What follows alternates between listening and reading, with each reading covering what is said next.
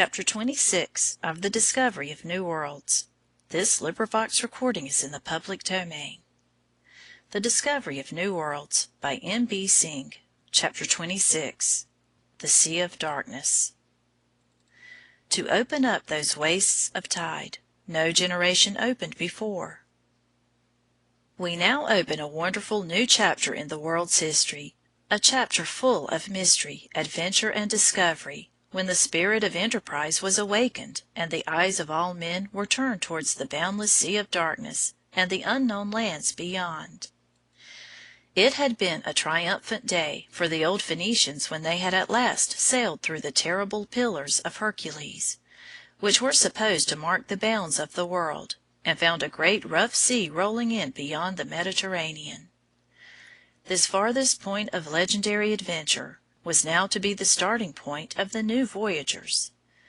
Portugal, lying just beyond the Pillars of Hercules, or Gibraltar, as we call the narrow passage now, was the home of those who were the first to break the charm of the Mediterranean. Until this time the great sea had been the center of all civilization. Around its shores had been grouped the chief races of mankind, the Phoenicians and Carthaginians, the Greeks and Romans. Over her blue waters the traffic of the world had passed. True, the men of the Middle Ages were beginning to dream of something beyond. Through the dreaded Sea of Darkness had been found narrow belts of light. Ships from Venice braved the dreaded Bay of Biscay to get to the Netherlands for the sake of trading with Bruges and Ghent. It took them 8 long months to reach the bleak North Sea from their sunny waters of the Adriatic. The men of Portugal, the extreme west of Europe, looked out over the rough waters of the Sea of Darkness. Their capital, Lisbon, stood at the mouth of the river Tagus, which flowed into the unknown ocean, and they must often have wondered what lay beyond this great strong sea, the waves of which dashed higher than those of the Mediterranean Sea. Only 5 centuries ago this great Atlantic Ocean, across which steamers from all countries are steaming today, was described by an old writer as a vast and boundless ocean on which ships dare not venture out of sight of land. For even if the sailors knew the direction of the winds, they would not know whither those winds would carry them, and as there is no inhabited country beyond, they would run great risk of being lost in mist and vapor. The limit of the West is the Atlantic Ocean, adds this old writer with certainty. But now a great light was to be shed over this mysterious sea. One man, born and bred in Portugal, was to awake his sleeping nation to the wonderful possibilities of the unknown sea. His name was Prince Henry of Portugal. His father was King John of Portugal, and his mother was an Englishwoman, Queen Philippa. This queen had shared the throne of Portugal with King John for 28 years, and her son Henry was but 20 when she lay dying. He was just starting with his father and 2 brothers for a great Moorish port on the African side of the Straits of Gibraltar. The 3 princes had all asked for knighthood, and the king had decided that they should have a chance of winning their spurs in this African crusade. They were due to sail from Lisbon on July 25, 1415.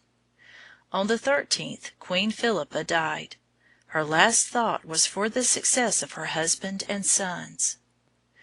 "What winds blow so strongly against this side of the house?" she asked. "It is blowing from the north," answered her sons. "It is the right wind for your voyage," she murmured with her last breath.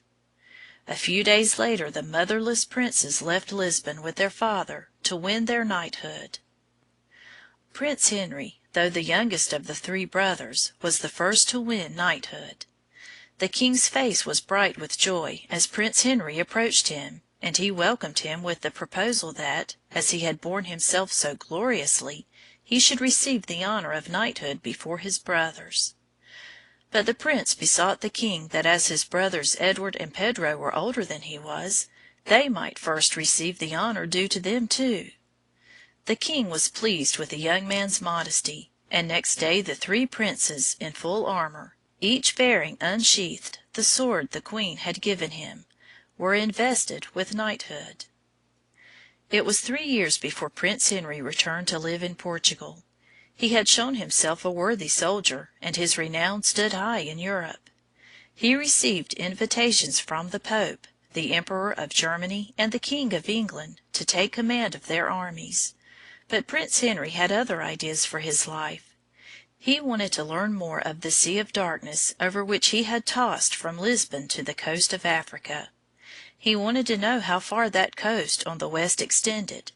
What was beyond the great sea across which man had never yet sailed? These things he yearned to know, and these things he now set himself to learn. Chapter 27